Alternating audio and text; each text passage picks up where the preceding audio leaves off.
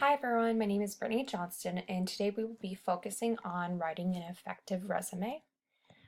Our workshop goals for today consist of what is a resume, what standard categories that are included in a resume, what guidelines you must follow, basic tips for writing a resume, an activity to test your knowledge on what is a resume, then a quick overview of today's workshop.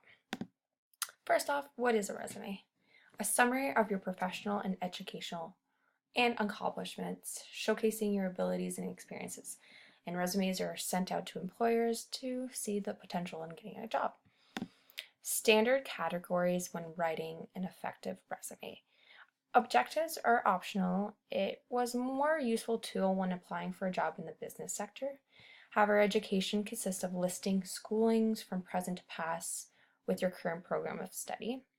Work experience can be set up in a few ways. Chronological style is this listing from present to past jobs, including the organization, job title, and period of employment. You can also include duties and accomplishments. Functional style organizes your experiences into skill sets rather than by jobs. For each section, you can explain how and where you learned the skill. You can also use bullet points to organize your information with a short descriptive paragraph.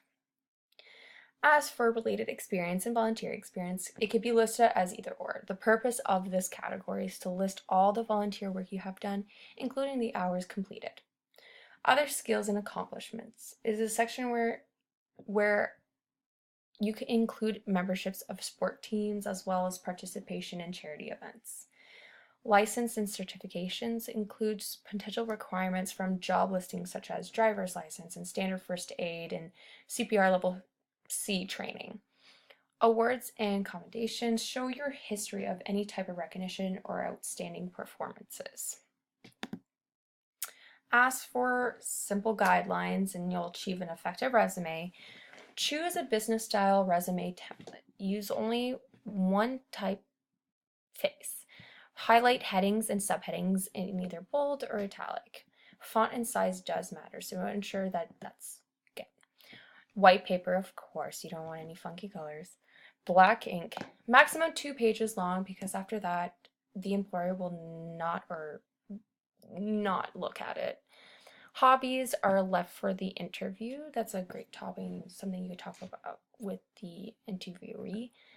Bottom of the page, write references available upon request, because you don't want to give any personal information.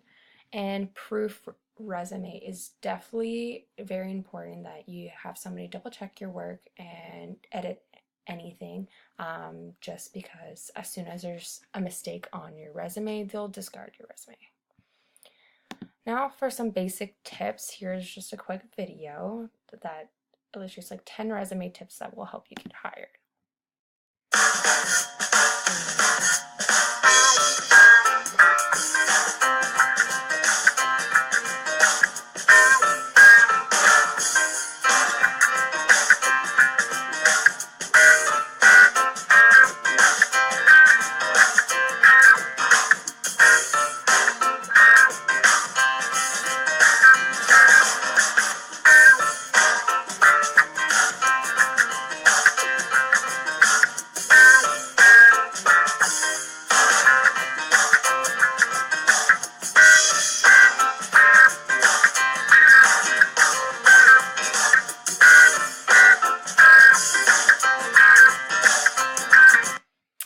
There you go.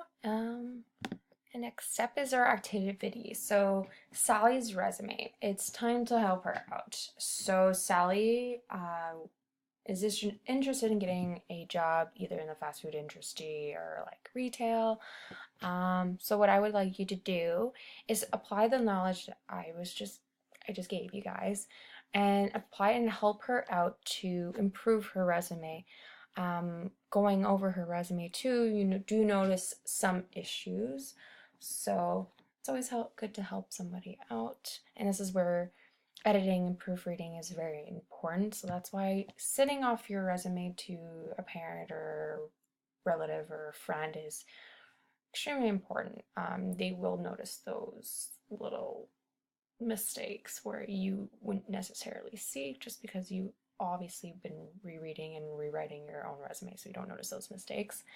so we could take a minute to look at her mistakes.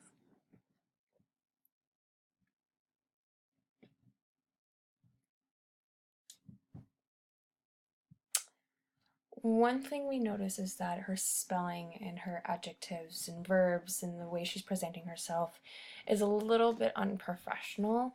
So making sure you're assertive and you're using proper verbs and nouns and adjectives, especially on a resume. There's also missing dates, and it's too brief.